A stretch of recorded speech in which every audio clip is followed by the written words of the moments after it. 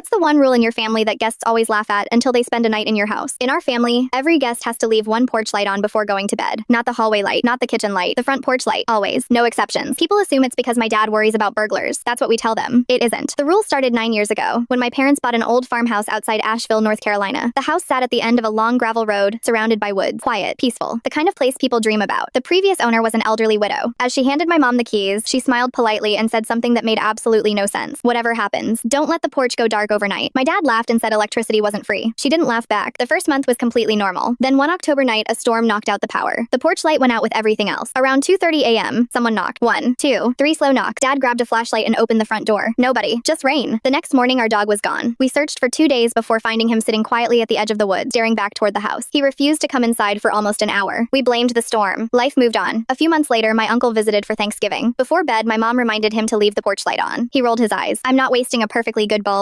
Sometime after midnight, the breaker for only the porch light somehow flipped. Everything else in the house still had power. At exactly 3 a.m., we heard footsteps crossing the porch. Slow, heavy, back and forth. Nobody looked outside. The footsteps stopped just before sunrise. The next day, my uncle got a call. His restaurant had caught fire overnight. Investigators never found the cause. Coincidence. That's what everyone kept saying. A year later, my older sister came home from college with 3 friends. One of them thought our porch light superstition was hilarious. Around midnight, she turned the light off herself just to prove nothing would happen. 30 seconds later, every phone in the house buzzed at the exact same time. No calls, no text, just a weather alert, except there wasn't any storm. The notification simply read, light restored, no sender, no app. It disappeared before anyone could screenshot it. She turned the light back on without saying a word. After that, nobody touched it. For years, the rule became normal. Our neighbors even joked that our house was the brightest one on the road. Then last Christmas, my little nephew, who was only 6, spent the night. While we were decorating cookies, he looked toward the front window and asked, who's the nice lady waiting on the porch? None of us saw anyone. What lady? My mom asked. The one who gets sad whenever the light turns off. He said it like he was talking about a neighbor. That answer stayed with me. A few weeks later, curiosity finally got the better of me. I visited the county library and looked through old newspaper archives about our property. That's when I found it. In 1978, during a blizzard, a young mother had driven off the road near our house. She carried her little daughter through the snow, trying to reach help. According to the report, she could see a porch light in the distance. Before she reached it, the light went out. Rescuers found both of them the next morning, only a few yards from the house. Ever since then, neighbors quietly kept their porch lights burning all night during winter. Not because they believed in ghosts, because nobody wanted another family to die in the dark. I thought that explained everything. Until last month, my cousin stayed over after a family reunion. Around 1 a.m., he accidentally switched off the porch light while plugging in his truck. We noticed immediately, before anyone could switch it back on. 3 soft knocks echoed across the front door. Nobody moved. Dad quietly turned the porch light back on. The knocking stopped. The next morning, my cousin admitted something. When the light went out, he looked through the peephole. He expected to see an empty porch. Instead, he saw a woman holding the hand of a little girl. Both of them were covered in snow. Neither one was looking at the house. They were staring down the road, like they were waiting for someone else. Then he asked me a question I've been trying to answer ever since. He said, if they've been standing there all these years, who walked away across the yard after the light came back on?